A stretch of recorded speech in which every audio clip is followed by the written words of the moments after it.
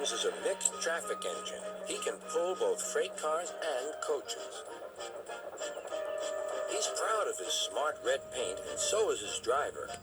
Everyone says you brighten up their day, James. One morning, James whistled loudly at the other engines. Look at me. I am the smartest, most useful engine on the line. Rubbish, replied Thomas. We're all useful.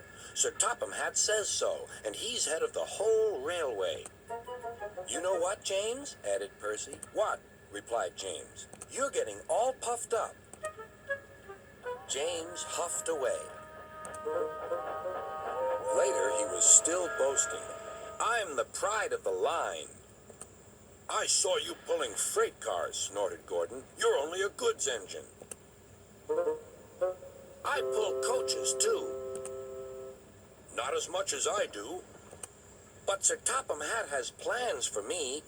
James was only making this up, but Gordon believed him.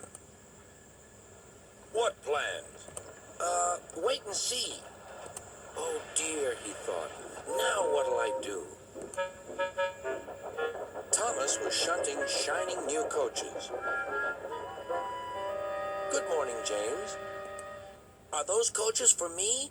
Asked James hopefully. No, these are for Gordon's Express. I'll fetch your freight cars next. But James was going to play a trick on the other engines. Actually, Thomas, I'm taking the coaches. Sir Topham Hatt asked me to tell you. What about the cars? Asked Thomas. Give them to Gordon. Come on, Thomas, said his driver. Orders are orders. So when James's driver returned, James was coupled to the coaches and he puffed away.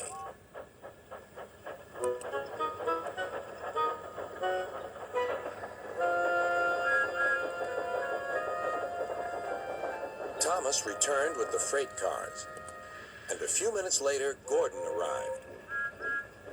Where's the express? Thomas told him about James, and so here are your cars. Gordon was very cross, and so was his driver.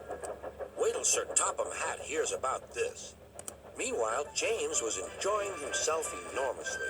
What a clever plan! What a clever plan! He chuffed. Then he saw Sir Topham Hatt. Some jokes are funny, but not this one, James. You have caused confusion. Yes, sir, said James. You will now stay in your shed until you are wanted. The other engines teased James. I wonder who'll be pulling the express today, said Gordon. I expect it'll be you, replied Henry. James is stuck in the shed for being silly.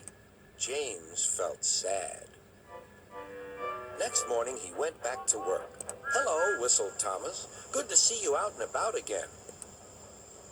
I'm sorry I tricked you, said James. Are these my cars? Yes, replied Thomas kindly. They are pleased to have you back. James set off to the harbor with his train of freight cars. He bustled about all day, pushing and pulling them into place.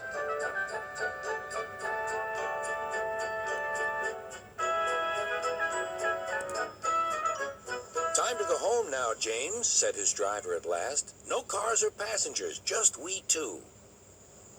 But his driver was wrong. Excuse me, called a man. I have a meeting with Sir Topham Hatt, and I mustn't be late. May I ride back with you? Of course, replied James's driver.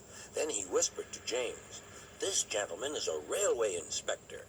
James was most impressed. He steamed along the line as smoothly and quickly as he could.